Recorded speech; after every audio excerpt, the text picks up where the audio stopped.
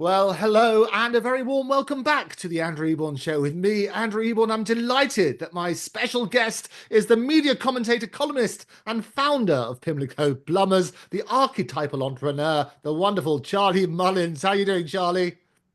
Very good, Andrew. Good morning to you and Happy New Year. Happy New Year. Yeah, I'm doing great. Got back from Dubai yesterday evening and straight into what I like doing. Yeah, Talking about, and it's been, and you've talking been about on. where we're going from here. Exactly. Well, you've been on the show many times, and you threatened that if Labour got in, you'd be leaving the country. Well, you fulfilled that promise, if you like. Remind us of the reasons for that.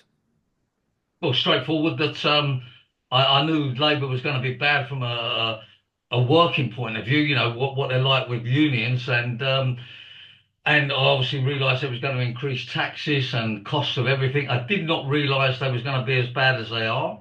And it's early days yet. I think we're 8 months in or something, and it's not looking good out there.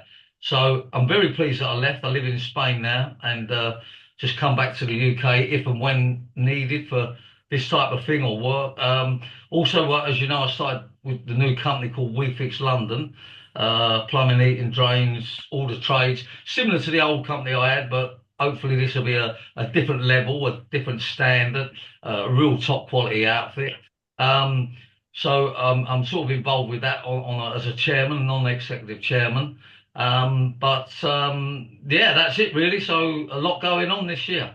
No, it sounds really brilliant. And WeFix has gone from strength to strength. You're seeing the iconic vans all over London at the moment. We've used their services as well. So delighted to do that and recommend them to people. Talk to me about the practicalities, though. You've moved away from the UK. You're now based in Spain. What does that mean in practice for your life? For my life. Yeah. What do you have to do? How many days can you spend in the country? What about, I always say, don't let the tax tail wag the dog. How's your life changed as a result of moving to Spain? Well, it's just changed that I'm not a taxpayer in the UK because I'm not on the payroll. So, I made a statement. I'm not prepared to put any more money into the pot. I put in over 100 mil. That's my main reason for moving. I don't want to be part of putting in any more because I just feel it's not a case of the putting in that bothers me. It's what they do with the money that bothers me, and I'm just not prepared to let them waste my money anymore on most of the things that they waste it on. And then, of course, they're going to increase capital gains. They're going to bring in the larger inheritance tax. They're talking about leaving tax. I mean, God knows what they're not taxing you on. So I just feel it's going down the drain. Excuse the plug. Um, and I don't want to be part of it. But I've said from day one, if and when Reform get in and Nigel Farage or Rupert Lowe is the Prime Minister, I'll be back here like a shot. I'll be supporting them non-stop. Yeah, and we'll come on to that because it's interesting developments there. But just in terms of the practical day-to-day stuff, how many days are you allowed to be in the UK? I ain't got a clue. Don't take no notice of it because, well, I don't need to because, I don't want to be here a lot. So, I'm sure I can, have as much as I want kind of thing here. But I'm in Dubai quite a lot. I'm spending my time in Spain. The reason was to get out of the UK. So I ain't bothered about days. I mean, if they tell me one day, I'm happy with that. But, I only come here, for visiting family and work, and general things like that. Yeah. So the real truth is, how many days can I spend in the UK? It's as less as possible for Right. me. Well, one of the critics, and it's always good. What I love about your coming on the Andrew Eborn Show, it gives you a chance to unpack the various stories that are about you, and as well as my other guests, and so on and so forth. One of the criticisms they say is that you no longer want to pay into the tax system. You're deliberately going just to avoid tax. Deal with that question. Yeah, well, I'm not avoiding tax because I don't owe any tax. My tax is up to date. I'm just saying from an ongoing thing, I'm not prepared to give Labour any more of my money. So investments, I've moved there. I've got one property still to sell, my London apartment where I am now, and again, I should sell that. I should happy to take a cut on it.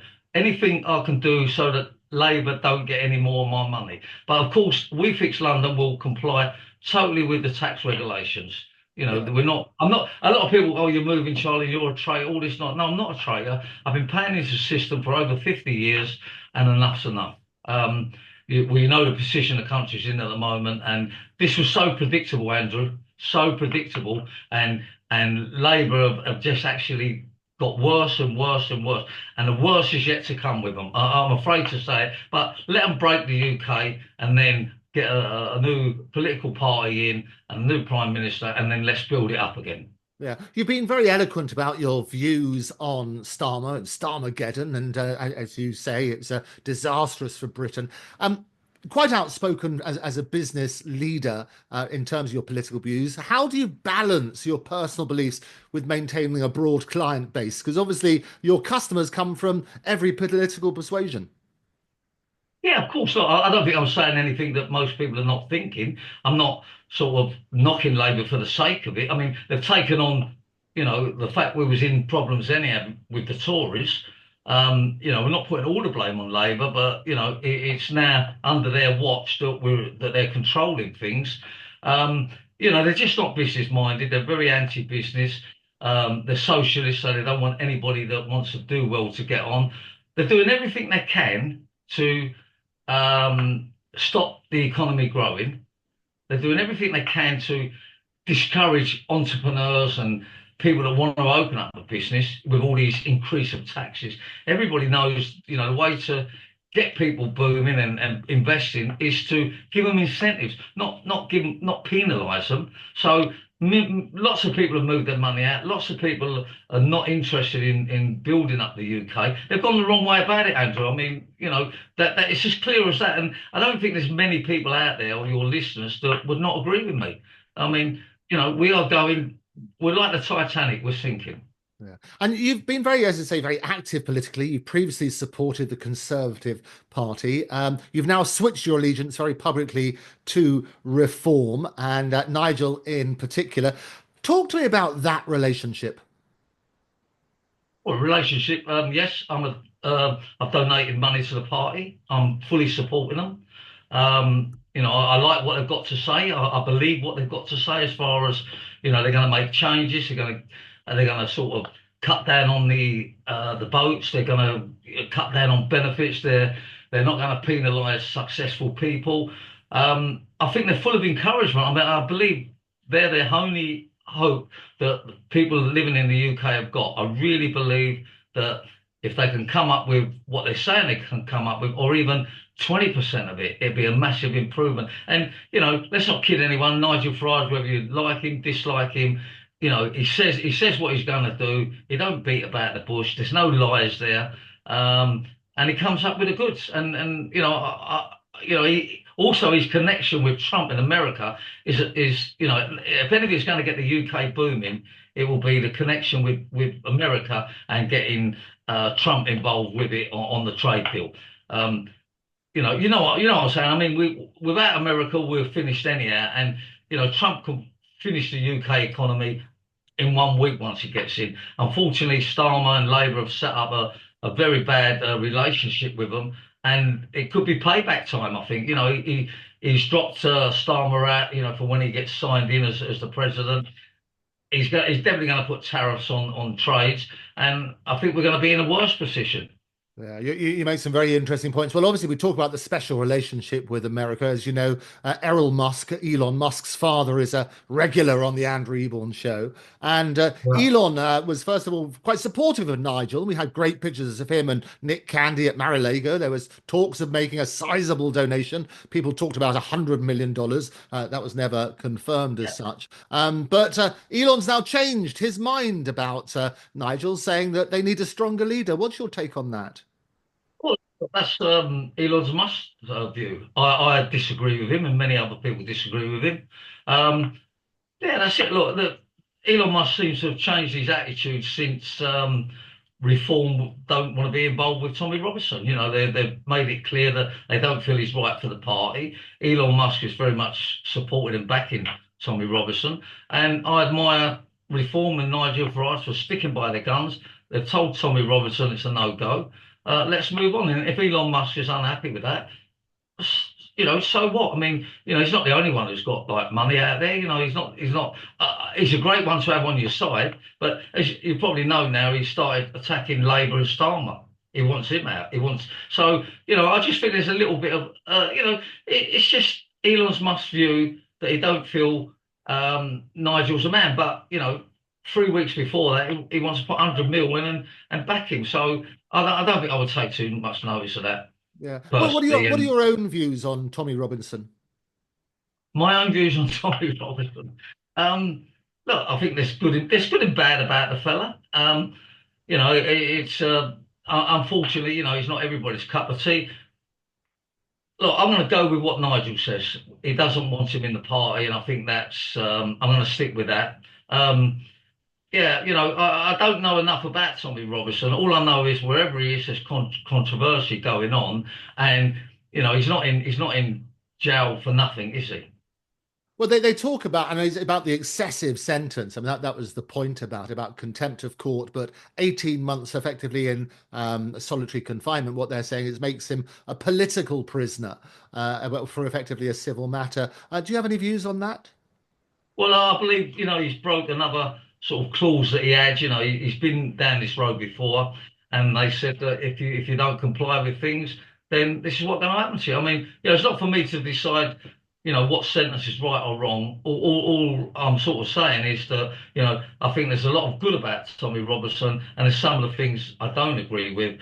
And, I'm going to agree with Nigel again that if he feels he's not right for the party, then that's a decision. I mean, I admire someone that can stick to their guns and not be sort of beaten down because, other people want to support. I mean, Elon Musk, I mean, the richest man in the world, I'm going to knock him, but, he's not the only one out there that, wants to put money in and support reform.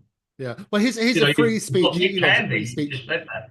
Yeah, he's a free speech absolutist, and he's sort of turning around and saying that basically he's helped shine a spotlight on these, well, euphemistically called the grooming gangs. I mean, they're horrendous. It is they're rape gangs and so on and so forth. And Elon shining a spotlight on them has basically raised the awareness of that. Do you have any particular strong views on that? Well, yeah, look, I mean, anybody that's supporting it and backing it, I think most of Britain are want this inquiry to happen. But it's only, in other words, lots of people have made the noise they want it to happen, and hopefully it does happen. But what does it matter? Because Elon Musk is saying it.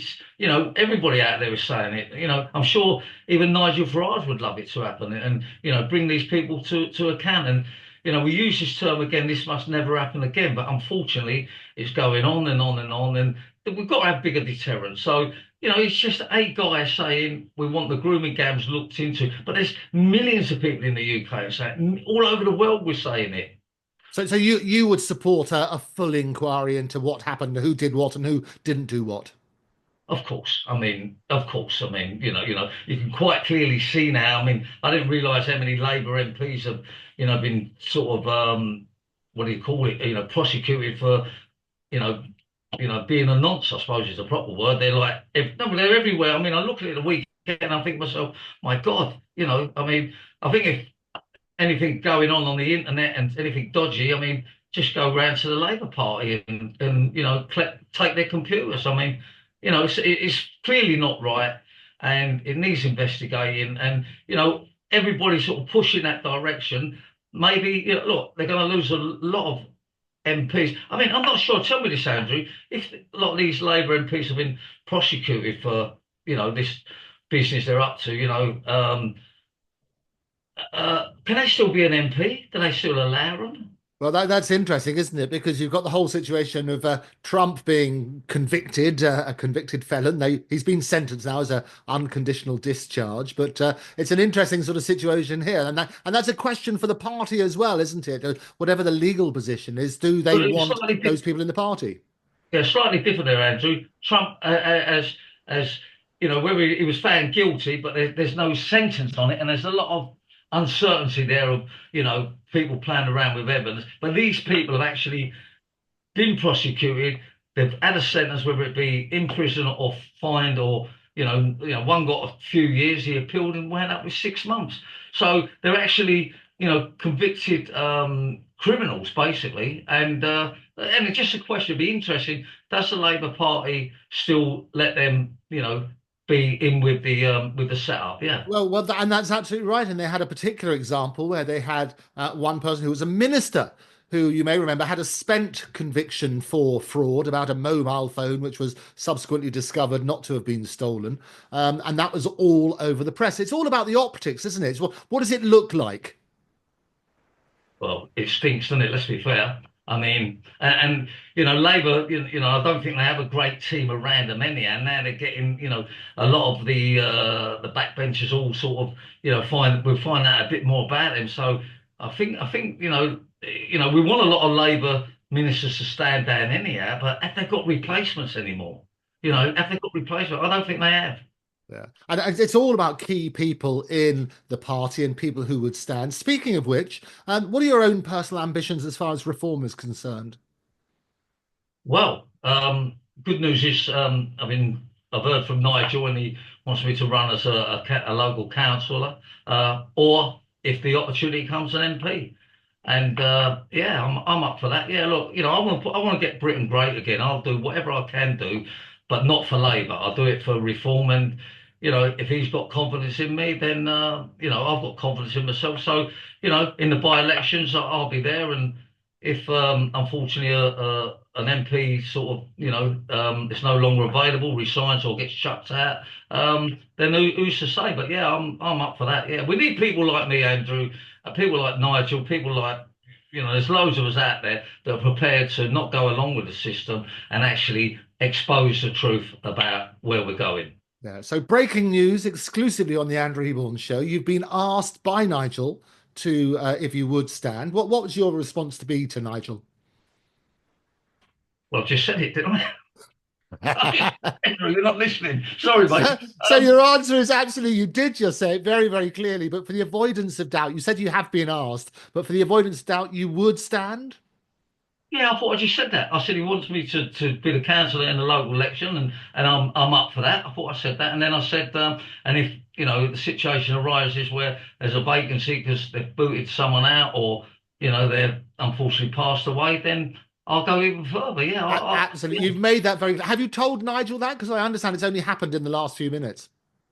Well, to be honest, I've sort of been mulling it over while I've been in Dubai. Obviously, I've made my decision now, so I'm sure he'll be fully aware of it. He knows, my passion for reform, and he knows my passion for getting the UK going again. I mean, I'm, it's I'm disappointed that I had to leave the UK because of Labour, and I'm disappointed that so many other people are doing the same. Of course, we've got to have children, grandchildren. We've all got to face what's going to go on out there, and I think we've got a great opportunity to stop it if we get reforming. Yeah, no, fantastic. Well, really, really clear. And as you say, Charlie, you've been very, very clear on that, which is why I wanted to make sure. So Nigel hasn't been told officially yet by you, but he'll be very clear when he sees this particular. He's probably listening, I should imagine. He never misses an episode of the Andrew Eborn Show. That's right. I mean, but he'd be fully aware of it. He knows he knows what I'm about, and if he sees a value in me in many things, and I'd like to get involved with reform on apprentices, and getting sort of people, youngsters into work, and that's something that's is something I would enjoy and something I know I can achieve. There doesn't seem anybody out there with Labour or Conservatives lately that got a clue about apprenticeships, and that's my passion. And if we can get that moving again, and it's just everything's going to be for the good, I believe, once Labour are gone. Brilliant. Well, one of the announcements today is about my pet topic about artificial intelligence, putting the AI into Britain. And the Prime Minister set out this blueprint to turbocharge AI and deliver what he calls a decade of national renewal. There's leading tech firms have committed about 14 billion, he says, and it's going to create 13,250 jobs. What's your view on AI and how it would affect your business? Well, it won't affect my business, but to me, I don't get involved in it. I'm pretty practical, pretty common sense. We have a company, we go to work, we do the job, happy customer. I'm sure that people say this A1's or A whatever they call it is great. AI, artificial AI, is intelligence. that what it's called? But I'm a bit surprised that all of a sudden Keir Starmer and the Labour have turned to that. I think they don't know what to do. They're probably going to put the blame on them. No, I'm telling you. I mean, come on, we need common sense. We need people. We don't need computers out there to tell us what to do, and we need common sense and people that understand the economy and not the look. I don't think it's a great thing, and unfortunately, millions of people will lose their job. Millions and millions of people. Again, this work from home business. I've just done a debate the other day on GBN News about it, and about the civil servants. They won't go. I think it's the land registry. Like 4,000 of them are not prepared to go into the office for 3 days a week. I mean, it's they're a disaster anyhow. They're well behind on everything. They're taking up to 2 years to complete something on like that, and they're belly aching that they won't go in the office for 3 days a week. They've been at home since 2020, since COVID, and how much longer are we prepared to pay for these people to sit at home, probably do 50% of what they should do? We're overloaded. We've got 50% of them too much. I mean, someone's got to make a stand and you know tell these people that's the place to work. We need you in there. Either if you don't want to come in, go somewhere else. But hopefully that the government wake up. And I'd like to see them. I hate anybody losing their job, Andrew, but I hope 50% of them lose their job. So we will save money and we will become more productive because they'll be in the office. Yeah, I know you make some very interesting. I mean, AI actually is going to affect every industry because it's all about efficiencies and cuts out a lot of the admin. So they're talking about using it from fixing potholes because cameras can spot where the potholes are to increasing government efficiency and even diagnosing things like cancer more quickly. So it will affect Look, absolutely every look, it's business. going to be a great thing. Obviously, it's going to help a lot of things. But I go back to what I'm saying. It's going to cost a lot of people their jobs, and I don't think it fixes plumbing, though, does it? Well, it would help, but maybe getting streamlining who goes what where and so on and so forth, getting rid of Not some of the really. admin tasks. Not well, a bit of admin, but what I'm trying to say is that we can't do away with people. I mean, why are we sort of want to do away with their jobs and for a bit of technology? Who's that concerned? If it helps illnesses, cancer, and I mean, does it stop illegals? Does it stop the boats? Well, so Does, some of it they can process applications more quickly and so on and so forth. Help with detection, all of those sort of things. You They don't have combine that. applications. They don't have an application. They're illegal. So because AI is there, they're not going to do applications. I mean, it doesn't stop the boats. It doesn't stop paying out all the benefits. That's where the problem is. We're overloaded with people, Andrew, and we're wasting money. So, I don't. All the AI is going to do is I'm sure lots of improvements technically, and I'm sure if it does do things for people's health, wonderful, cuts down the admin. But the important things at the moment are obviously stop the UK wasting money and trying to get the economy going. I don't see this AI doing anything like that at the moment. It needs somebody. It needs somebody to tell people you're not coming here and having all the handouts. And if you're on benefits and you should be able to work and you won't work, then you know, I mean, if it stops the benefits for these people and the illegals, wonderful. But that's where the problem is. I'm not talking about the genuine people, Andrew, because I know a lot of people are disabled and generally have illnesses and they're carers and they generally can't work and they want to work. But we're talking about probably 50% of people that are on benefits, I believe, that should not be on them. I don't know if you know, Andrew, but I had something from someone today saying that the department now is going to start looking into disabled people that are getting benefits and doing work, to make up their money. They're going to go around and check whether they're disabled or not. Why are they not working on the people that I've got nothing wrong with me? I don't go to work. I don't know, what they are. They like, they sort of come. I don't know what is the reason they keep saying they don't go to work for? Is it because like they get more money on benefits? But they're the people they should be checking out, not the people that are generally, I had someone come on to me, and it's a blind person, and said that they're going to come round and check, that he's generally disabled and in need of it. He's registered blind. I mean, you've got someone else, say Mohammed, whatever his name is. Don't say nothing about it. He's got no sort of documents or nothing. They don't go and check them. They just give him 800 quid a week. I mean, yeah, look, I'm no different than what I've ever been. I just feel we need to make changes and reform. I believe will make changes. I'm just going to add this, Andrew. It's not out yet, but how much longer has this Rachel Reeves got as Chancellor? It's so close now. I mean, I think she'd done the last throw of the dice going to China. She's come back with a bit of a deal of 500 million deal. I mean, there's 72 worth of billion with America that we can get, and she's messing about over there Yeah, with. it's the whole China thing, as you say, it's peanuts in the whole realm of Oh, well, things. honestly, I mean, it probably costs us more money than what we're going to get out of it. But talk about embarrassing, you know what I mean? I mean, she's gone there, and oh my God, it's embarrassing. And we all know her days are numbered. We all know that she's. I'm going to say it. She's lied on her CV. She's been done. Well, not been done, but she was fiddling her expenses at work in the bank. And is she is like in control of the economy? I mean, well, if you're listening, Rachel, I think if I was there, you'd be out down the street immediately. Immediately. Yeah, no, But anyhow, I wouldn't put her all of in. those things need to be looked at. And the great thing is, Charlie, is that the media continue holding people's feet to the fire. Want to finish on a positive note. We talked about WeFix and the great new venture. How does this differ from Pimlico Plumbers? How does it differ? Well, we're 3 years down the line from previous company, and at the time, I believe, my old company was, the most or the best service company in London, certainly the most recognisable company. Um, and I feel there's the marketplace has opened up again. I think standards have gone down, not just with previous company, but I'm getting a lot of people that are coming on to us that was previous customers, and they're delighted that we're out there and prepared to offer the top quality service that they're used to. So I don't have no grievance with Pimlico. Customer has a choice, but customers will always pay for quality.